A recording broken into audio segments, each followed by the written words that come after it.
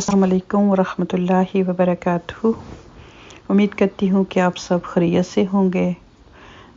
तो माशाल्लाह, जैसे हम जानते हैं कि आज जो है ज़ुल्क़ादा की 29 यानी कि 29 हो गई है और सुबह माशाल्लाह जो है वो ज़ुल्हज्जा का महीना शुरू हो जाएगा।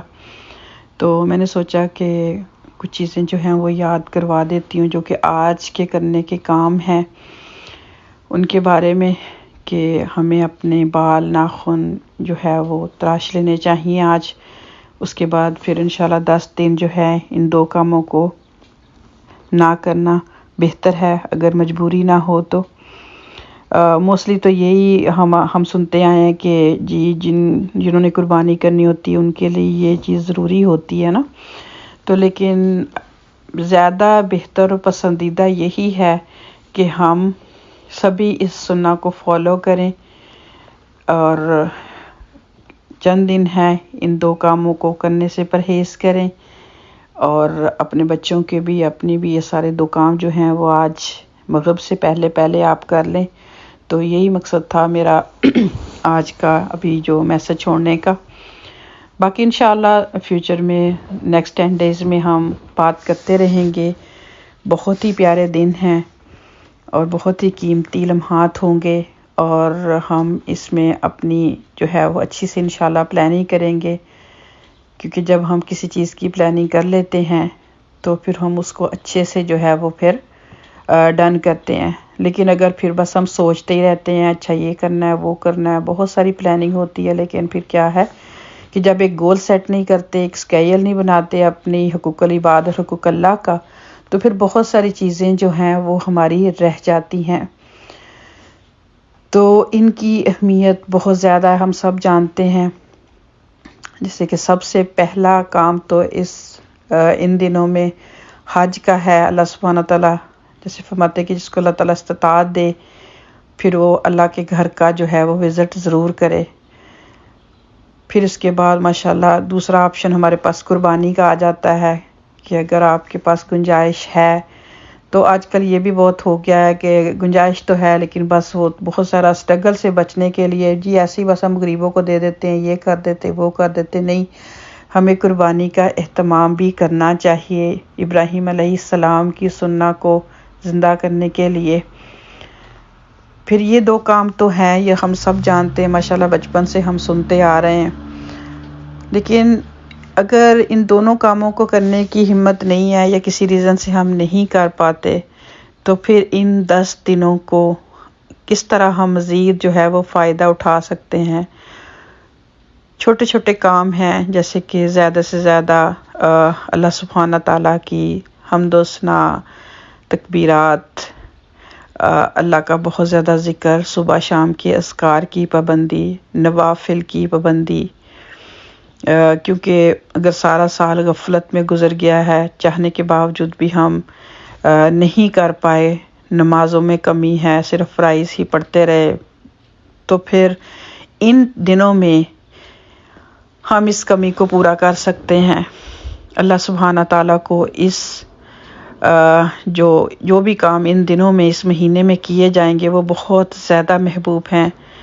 इन शॉर्ट वर्ड्स में यही कहूँगी कि जैसे हम सब रमज़ान के आखिरी अशरे की फ़जीलत को बहुत अच्छे से जानते हैं और इसका फ़ायदा भी उठाने की पूरी कोशिश करते हैं, तो इनकी फ़जीलत भी उससे कम नहीं है।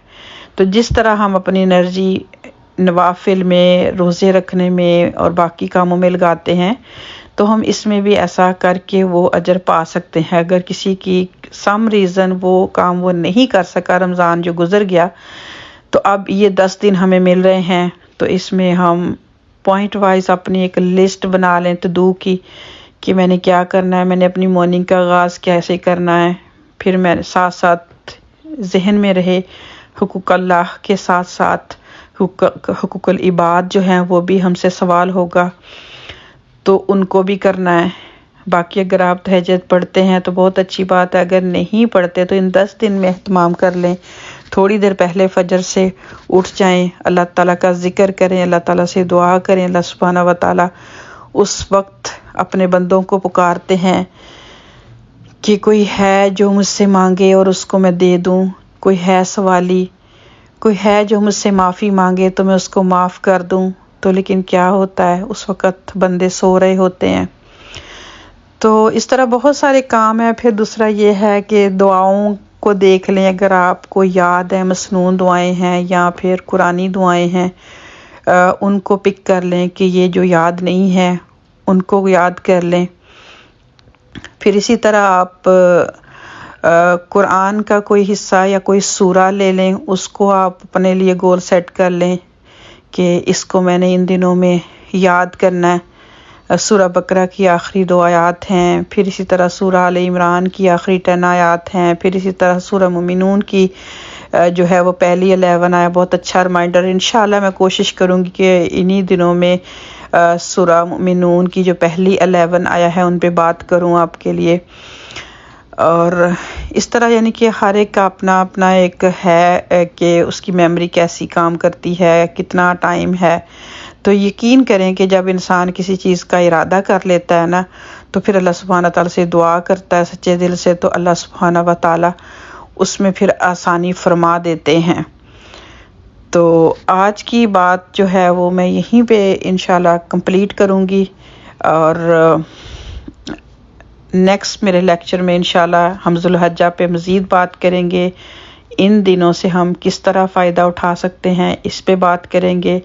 اگر پاسبلٹی ہے تو آپ صبح کا روزہ رکھ سکتے ہیں، کیونکہ منڈے بھی ہے، یعنی کہ منڈے اور تھرسڈے کا نبی پاک صلی اللہ علیہ وآلہ وسلم روزہ ہمیشہ رکھتے تھے۔ جب آپ صلی اللہ علیہ وآلہ وسلم سے پوچھا گیا تو آپ صلی اللہ علیہ وسلم نے فرمایا کہ اللہ سبحانہ تعالیٰ کے ہاں اعمال پیش ہوتے ہیں ان دنوں میں، تو میں چاہتا ہوں کہ جب میرا نامہ اعمال اللہ کے ہاں پیش ہو تو میں روزے کی حالت میں ہوں۔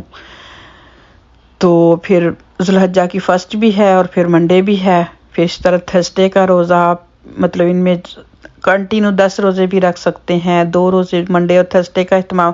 پھر اسی طرح 9 ذو الحجہ کا روزہ جو ہے یوم عرفہ کا روزہ، ہم سب جانتے ہیں کہ اس کی بہت زیادہ فضیلت ہے، اس کا اہتمام ضرور کریں۔ اگر کوئی شرعی عذر یا بیماری نہیں ہے تو 1 سال کے جو پچھلے سال کے جو گناہ ہے اللہ سبحانہ تعالیٰ اس کی فضیلت سے جو ہے وہ معاف فرما دیتے ہیں۔